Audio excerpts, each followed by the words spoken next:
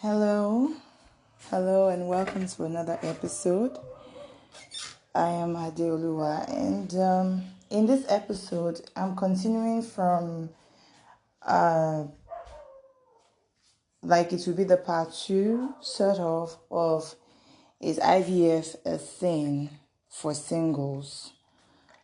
I think I've talked extensively about once saved, forever saved. So I would like to dwell whole lot on the singles versus IVF. And I don't know, for the past few days, I've been quite agitated about that. And the reason is that I just felt, why would a single Christian woman choose to be a single parent? Because for you to be going for IVF as a single woman, you're not married, but because you want to have a child, you go for IVF, I think is an abuse of grace.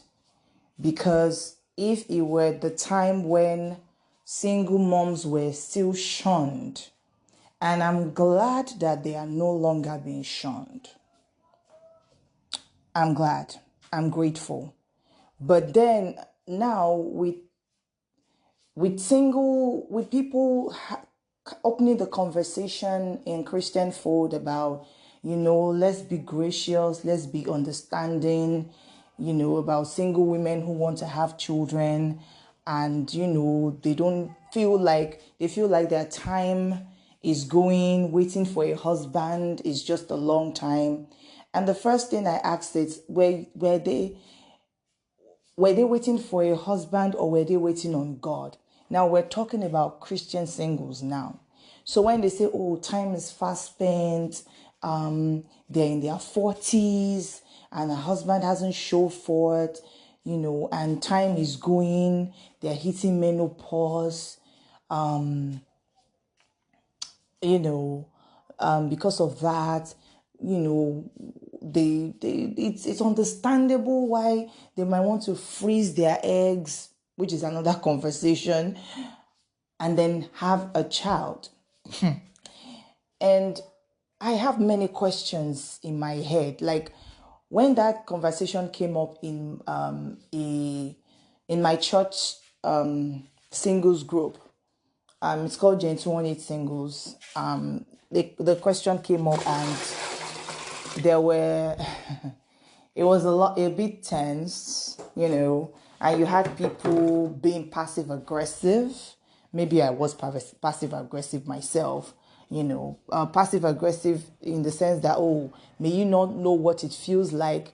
And, I'm like, yo, that I understand something. I didn't even have a chance to talk much because I was so, when something just hits you and you're like lost for words, like, what is this? Right? I can't believe we're having this conversation. Like if it comes up in a different setting with different people that don't share my faith, I can understand. And yeah, the conversation might have been seamless, but when it comes from people you are not expecting to even be considering it, people who say, no, let's just talk about it, and then they're now taking it a bit personal when you're saying, well, I'm not so sure. My response to that on the group was, well, what is God telling you? Do you understand? But then I had time. It just, I think my mind just kept opening to questions like, so why would you choose to be a single parent? We all know that being a single parent is not easy. And as Christians, it's not even ideal. And no, before you go and tell me, well, God, when it comes to surrogacy, before you go and say, oh, God had Mary as a surrogate mother for his son, when the Holy Spirit breathed upon her and the Holy Ghost came upon her and she had, the Immaculate Conception. God provided a father, an earthly father, for his own son. That was what came to my mind. Like, number one, God didn't make Mary a single mom. Although, frankly speaking, in those days, it would have been a sacrilege. Like, she would have been most likely stoned because it was just not tolerated at all. But be that as it may, right? God provided a father. There was a father, a physical father figure for Jesus, right? So let's removing the what could have happened back then. God is not man, and he doesn't change because man has changed. He's the same yesterday, today, and forever. So if he had two sets of parents for Jesus Christ, who wasn't their own biological, so to speak, who is not their how will I put it now? Who came through Jesus, but you cannot say it was Joseph's biological son, then why can't you follow your Heavenly Father's footsteps and make sure that you provide a father figure for the children you want to have? And before I forget again, I think that this whole conversation is revealing why one of the reasons, not the main reason, but one of the reasons why some women, and well, in this case women, are still single. Because if you are saying you can no longer wait, and then you are considering IVF or adoption and so on, like the talk is you can no longer wait, then it means that the major reason why you wanted to get married was to have children. And as wonderful as children are, as wonderful as they are, getting married because you want to have children is a wrong reason to get married. Like, it's wrong. It's a wrong reason you're getting married, just because you want to have children. It's a wrong reason to get married. Because that was not God's original plan. We'll go back to Genesis again. You know, where Jesus talked about, in the beginning, it was not so. So, at the end of the day, Jesus was all about the due process, and so was God. And so is God. So God is not going to change his own laws completely, right?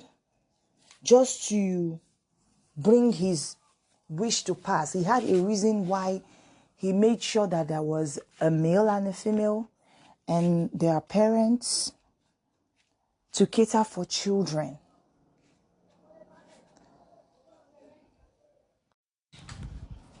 God provided parents, two sets of, parents.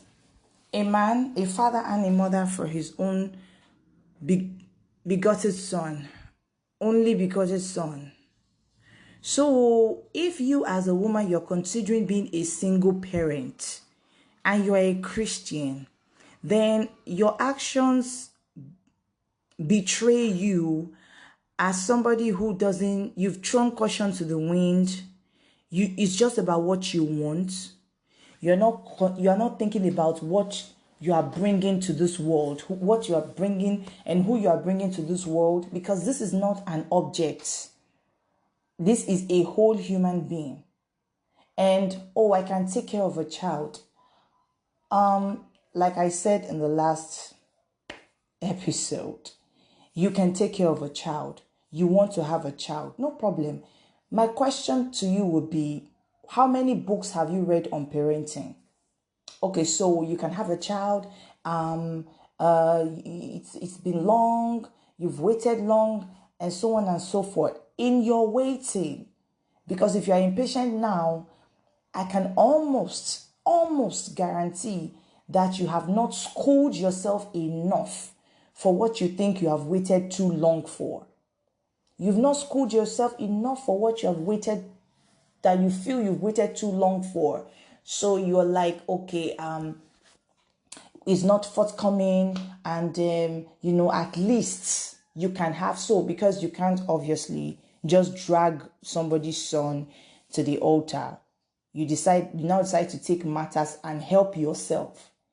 Have you forgotten what happened with Sarai when she helped herself? Have you forgotten what happened with her? She eventually, what she clamored for, she eventually had to chase both the mother and child away. Like, for the first time in my life, I feel like that feels so wrong for me, because I'm like, you brought this girl into this situation, and now it has now backfired, kind of, and the way to resolve the issue is to send a mother and child into death sentence. Like, that was so I was chilled. Like, I felt like that was cruel. But if I say that out there, well, I have right now, but if I say that to someone, people will say, well, you can't judge the situation, don't judge. Okay, so I won't. I just know I'll be hard pressed to do something like that to a mother and child, because that was way back then where it was the desert. You are better, your chances of survival depends on you being with a group of people that have provisions for survival. You being sent out there, it's not like where you have houses everywhere. You could walk for miles and miles and miles without seeing a single soul. And chances are you will fall into the hands of slave traders. The person would have fallen into the hands of slave traders in the desert alone, no weapons, just a child, or died of thirst, which was almost what happened, or get eaten up by wild animals. Like, the dangers out there was just immense. But yet Sarah still chased them out, But since it was the Lord that told Abraham that, don't worry, I will see to it that they will be fine and they will be safe, because he already knew the dangers. Like, how can you even, I'm like, he's wondering, like, how could you even suggest that I chase them away? To where? Into what? Because that's a death sentence right there. But God intervened and said, well, do what your wife has said. I mean, he did do what his wife said initially without even asking God, like, God, this is what is going on. What do you think?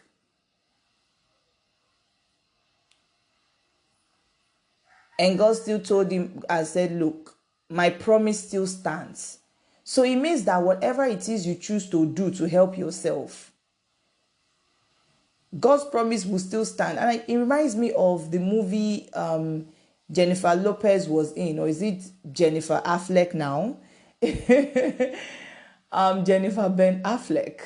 The one she did, featured in, that came out, I think, last year or about a few years ago, probably, The Backup Plan. And she played a character that did IVF as well, or more like had a sperm donor, got to his sperm bank, had a baby without anonymous donor and all of that. And while she was in the process of, all the treatments to get pregnant and all of that, because she was tired of waiting again. She was tired of waiting for somebody to marry her and all of that. And while she was in that process of getting pregnant, she met a guy she fell in love with that was serious. They fell in love with each other. I didn't watch the movie, but the preview. So backup plan sort of almost backfired on her, because her backup plan was, if nobody married her or she met somebody she could actually really think of marrying at the age of, I don't know what her age was in that movie, that she was going to get a child by herself using with a sperm donor. And so while she was in that process, she met someone. It's interesting, isn't it, how those things happen? Like, at the moment where you think that you can't wait anymore, and then you now go and do your own thing, that is when what you have been waiting for will now show up, right? And then you now realize, I think God makes sure that happens to show you that you are the one who could not wait for him. He never forgot his promise. But as a Christian woman, have you forgotten God's promise? Again, what is God telling you? Right? If you insist, then please, how many books have you read on parenting? Have you volunteered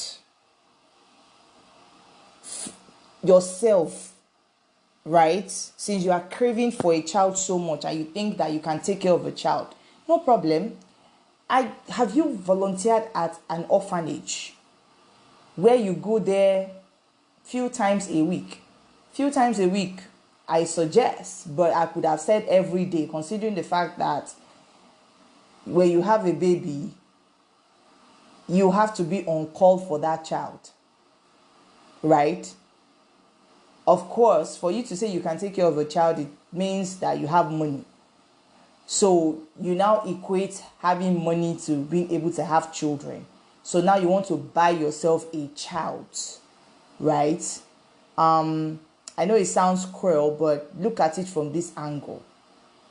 Is it that you have daddy issues or something? And if you had daddy issues, why didn't you have those daddy issues resolved for the number of years that you have been with God? That you have stood fast with God. For the number of years that you have been with God, that you have stayed faithful to God, Abi, that's what you would say, you've been faithful. For the number of years you've been with God, how come you did not have that part of your life resolved? Because if you had that part of your life resolved, you will not want to leave your child without a father figure.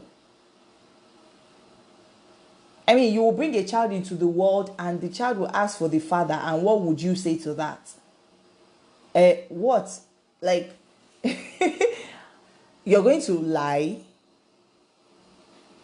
So you can tell your child that do you know how that child is going to feel when some people's fathers are coming to pick them up in school? Unless you single people are going to open a school or something, I don't know.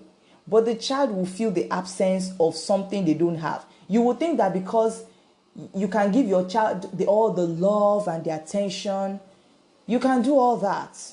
But you see, there is a place that a mother has in a child's life that cannot be replaced by father's love. And there is a place that a father's position has to be that you can't replace it with mother's love. So two are necessary. That is how God made it. You try to exempt one, there will be a vacuum. You cannot use motherly love to replace fatherly love. You cannot use motherly love to replace marriage, legitimacy. in the life of a child. As the child grows older, that child will be in the world with some people who had a father, whose parents are married to each other, and they will think they are weird. I just stopped reading the novel right now because that novel was just annoying me. It was just annoying me. Like, what assumptions will do for people. And I think this is what this issue is about, assumption. Someone said it in a Gen 218, the March edition of Gen 218 Singles. Is on YouTube if you want to watch it. And one of the couples, the woman that was interviewed with her husband, to share insights about marriage with us. And she said, never assume things. Like, if you have any question, just come out and ask. And I already had an idea how dangerous assumption is, but I watched it play out in my imagination, like while I was reading a novel. And it was very dreadful.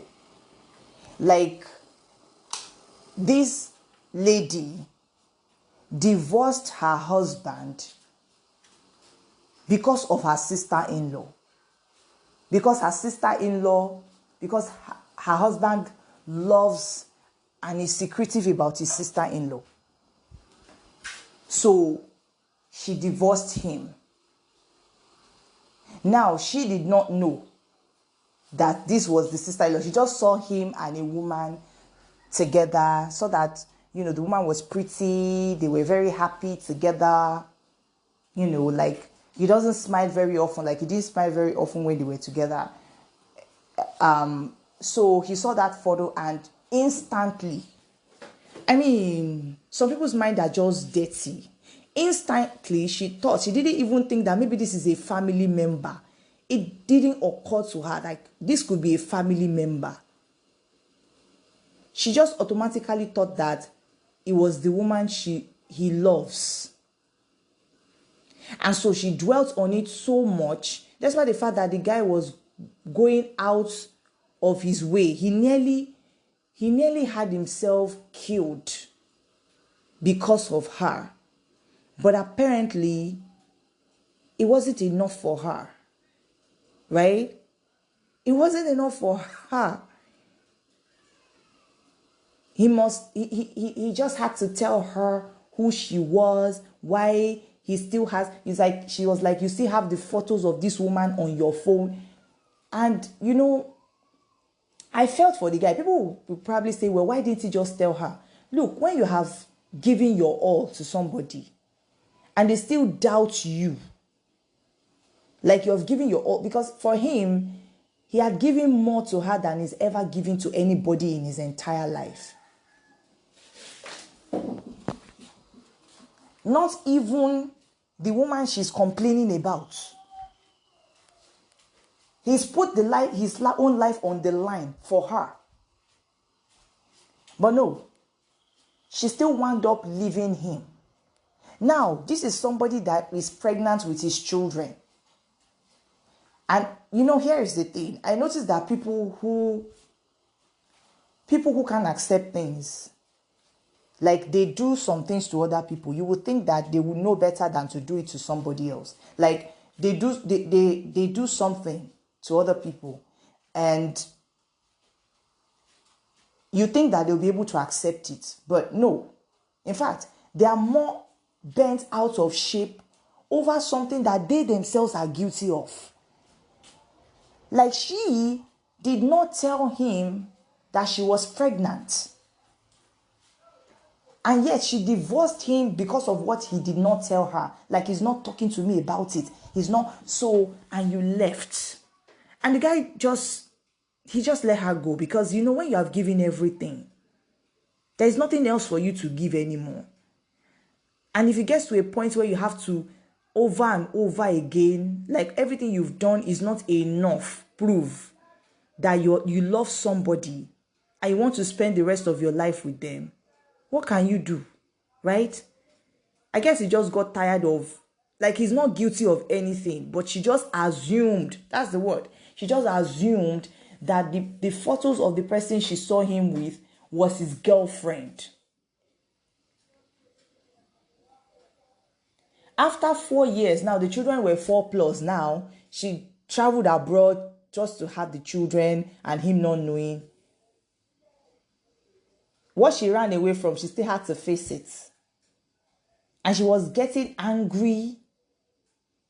The fact that she was even mistreating the sister-in-law without even knowing, she just assumed that that was the person who ruined her relationship with him. Because the guy didn't talk and didn't tell you that, okay, oh, he's my sister, oh, Why did you even think that is not your, like, I'm like, you know what, this story is very annoying. I just have to stop reading. Now, funny enough, the story has 2,000+, you know, one of those web novels, something. It has 2,000+. And why did I bring that story up? She kept saying, my children, my children, my children. And those children, behind her back, found out who their real father was. And then she somehow put it in their head that he was a bad person, somebody who almost died saving your life. That he's a bad person, he will kill them. And, you know, in a bit fairness to her, he had said he didn't want children. And the time he said he didn't want children, she was already pregnant. Now, she had... It was a sperm donor something. He was in a coma when they got married. You probably have seen that story somewhere. It was in a coma when they got married, and the mother was the one who arranged everything so that if he dies while in coma, he can at least leave a heir. And so they extracted his semen, had her inseminated, and she became pregnant. Now, when they were getting to know each other, it was like, if you have any child, I'm going to. And when he found out, you know, one of his jealous, a girlfriend he did not really have, that just made herself the de facto girlfriend, wanted to ruin their relationship, went digging, found out she was pregnant and hiding it. And then she had put the name of her ex as the father. So the guy dragged her for an abortion, but she managed to threaten the doctor out of getting that abortion. And so the surgeon came out and said it was done, but it was not done. And, you know, their relationship developed after that, although he kept insisting that he didn't want children, but the relationship developed after that. So I had to put that out there because she's keeping a secret. And yes, you could say she has a good reason for keeping a secret. But why would you think also that he doesn't have a right to keep a secret or have one? Assumption. And based on assumption, she denied her children of the opportunity of having a father. Now, these children had had 2 men doting on them, if not 3. It wasn't enough.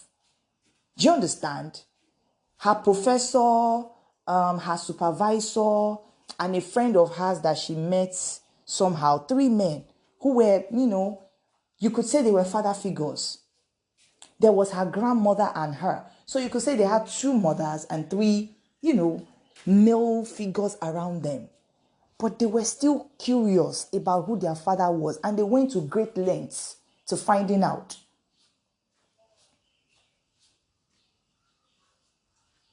Only for her to, you know, start lying, and the children are not yours. But it was hard to lie because those children looked like, one looked like her, the other one looked exactly like the man she divorced. Like, she kept talking about, if he loved me, he would have told me, you know. No. What about if you loved him, you would have taken a step of faith that you would tell him about his children. Yeah? And let him tell you to your face that, look, now that you are pregnant and you are still pregnant, I still want to kill your babies. Because he thought that it's not an excuse for, an abortion, but he thought the children were not his own. But I don't think, knowing how far they have grown, how much he has changed, like he kept changing himself in ways for her, but you know how it is. It wasn't enough. She wanted to know everything, and she had a bad way of showing it. And when she did not get what she wanted, it's not cheating, no. It's just that he kept mementos on her, on his phone. And saying, no, I don't want to share his memory with some other woman who happens to be his own twin sister, Kamale. What assumption we do to people. And that is what is happening with those single women who want to go for IVF. You're assuming that a husband is not going to come. You're assuming that when he does come, you will not be able to have children. Like, how did you come to that conclusion? What God are you? Who is your God? Who is he? Are you sure your God is the God of Abraham, Isaac, and Jacob? Like, are you sure? Like, both Abraham, Isaac had to wait for children. Rachel also had to wait before she had children. Anna had to wait. So, who is your God again? Hannah also had to wait. There was no IVF then. But have you read books? How many seminars have you attended on parenting? How many children have you taken care of? Have you volunteered yourself at an orphanage to take care of babies? Few days a week. You buy the supplies. You be the one to bathe them in the morning, feed them, play with them throughout the day.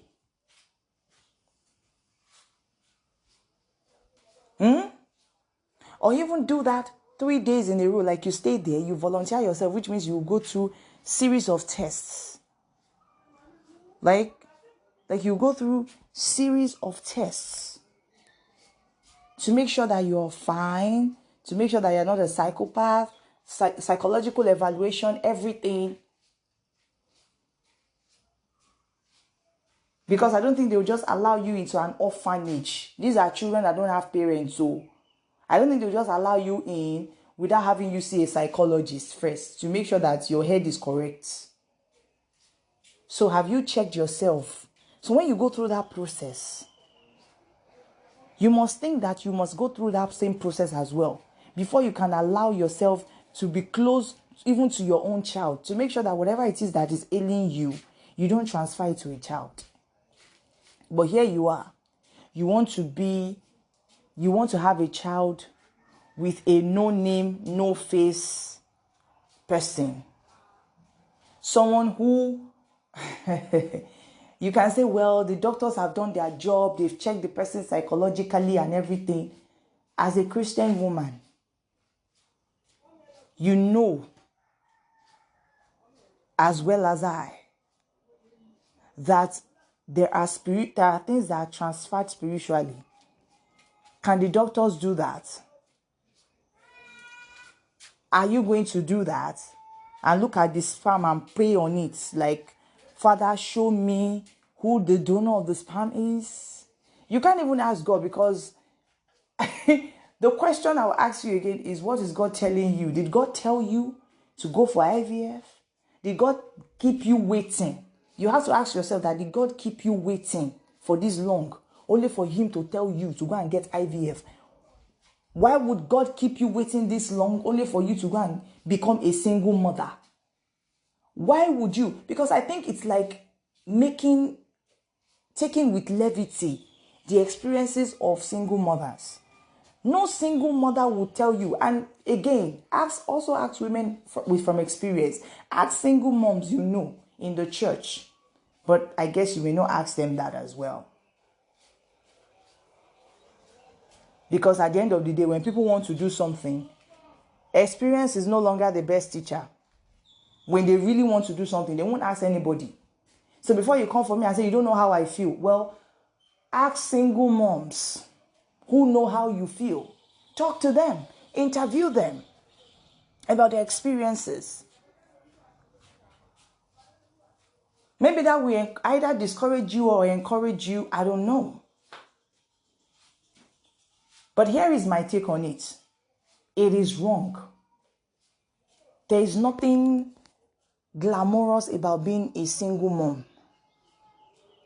Like, you might be able to, because the society has relaxed on it, you have to remember the reasons why the society was opposed to it. There are malicious reasons, of course, but there are also cogent reasons, concerns about why single parenting was not even a good idea. Now that we've accepted, because we don't want to throw our sisters to the lions, you now think that you should join the league of single mothers.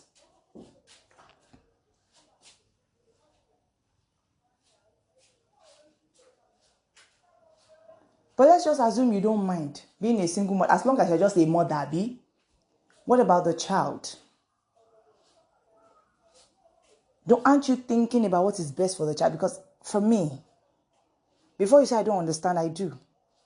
There are times when I just cuddle the air and sway the air and sing lullaby in my head to a baby I can't see yet, and coo to a crying baby that is not crying around. Not because I'm crazy, but because I also crave being a mother or having a child. But more than me having a child, I crave to be a mother.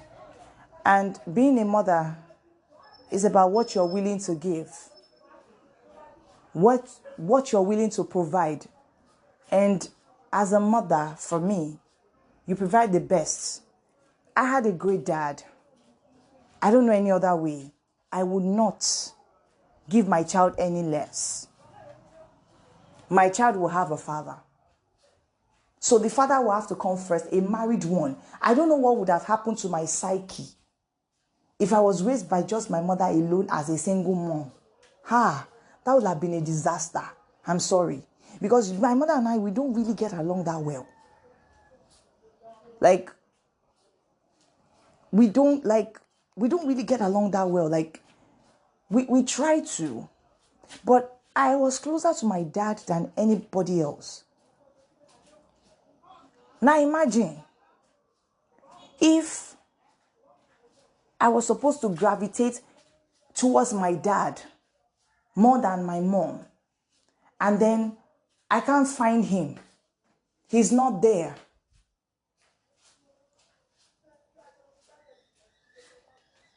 Do you really think you can do the role of both a father and a mother?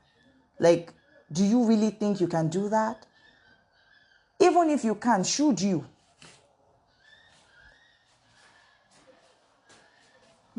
I believe that my child must have the best. And part of the best is that I can't marry just anybody. I have to marry the right person for the right reasons.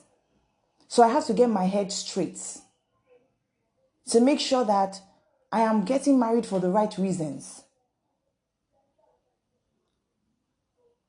Having a child is not the right reason, but you getting married because you want to be someone's companion. You want to be someone's helpmate as a woman. You want to start a family with somebody. Not that you want to have children. Starting a family with somebody means that they are always involved.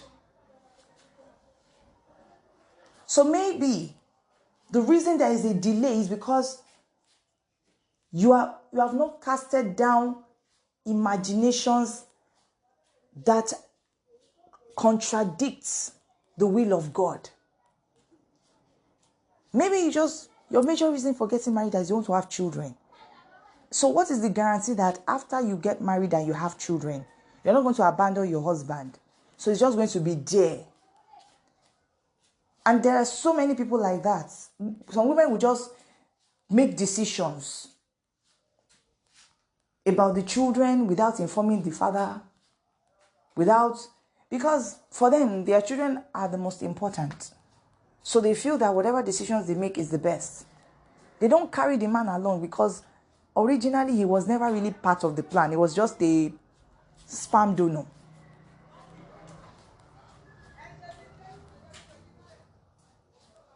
It was just a sperm donor. And the truth is, if you are not sharing your child with somebody, you would take up a possessive stance that will harm those children or the child you are going to have. It's going to be my child. My child is not our. My. It is almost impossible for you to not be high-handed, be possessive about that child because it's yours. You wanted to have a child and now you have it. Then what? I really want you to think deeply about this. If you're a single Christian woman and you are considering becoming a single mother, don't make a mockery of what our single moms have been through by choosing to be one of them without even asking them questions, looking at their life. I have single moms as friends. They are amazing moms. They are super. Look, I admire them. You feel me? But when we have conversations, they will tell me that, look, I want to have a husband. Like the Christian ones I'm talking about the ones that are deep in the Lord. Like I had 2 single moms that I know of. Like, yeah, 2. One was always about her children, her life, and so on and so forth. And I wouldn't say I understand what that means or that feels like. I mean, she's been through a lot, so I understand. But I think that if she has a chance to redo it, she will fight harder for getting married first before having children. Getting married not just first, but getting married to the right person, being in the mind, having the right mindset, right? And having the right mindset, and what else? That's keep my mind. Marrying the right person for the right reasons. Because there are some people who would, their mindset is not right. They marry the right person for the wrong reasons.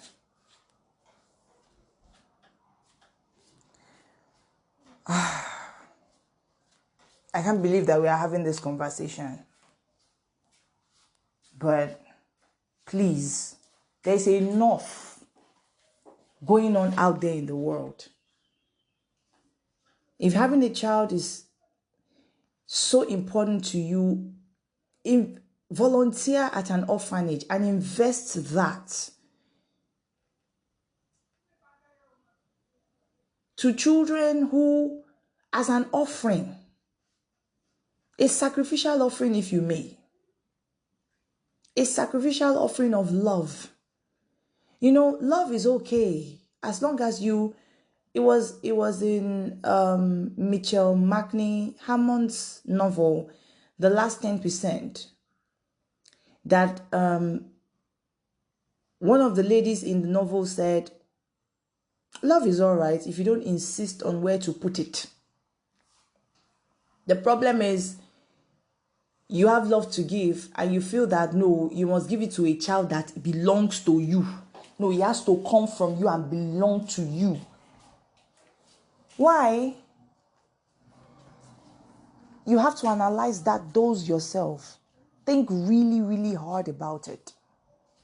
Why can't you give that love to children who don't have parents? Volunteer for free.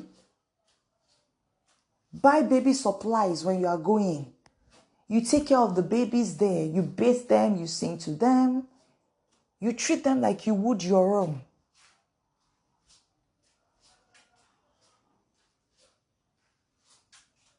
Not only will it train you mentally and prepare you mentally for what you're about to get into, well, what you're thinking of getting into, but by the time you do that, it would even cure your urgency to have a child immediately.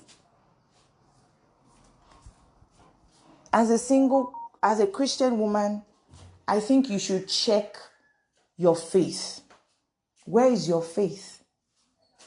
You know, the father of faith, and I can understand, even the father of faith gave in to pressure and try to help God or help himself, thinking that maybe this is how God will do it.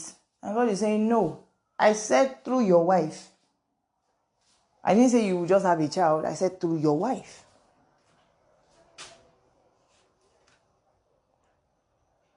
Do you doubt the God that you serve?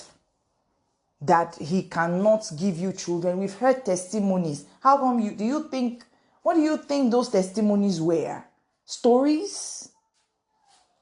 We've had people who have children at the age of 60 plus. But I think that people have children at the age of 60 plus. I mean, if we're going to talk about advancements of technology, why don't you think that technology will have advanced to the point where having children for older women past 30 will not be such a problem as it was before? Like infertility will not be an issue. Maybe your doctors are telling you things. But again, what has God told you? Why are you letting go of what God has told you? Out of fear?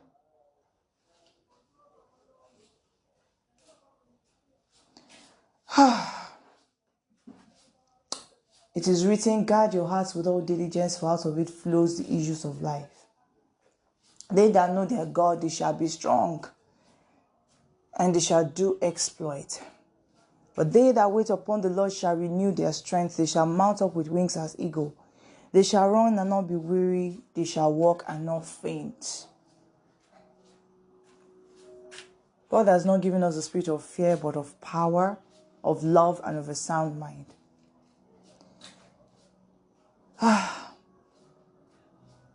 Remember what God has told you. Shalom.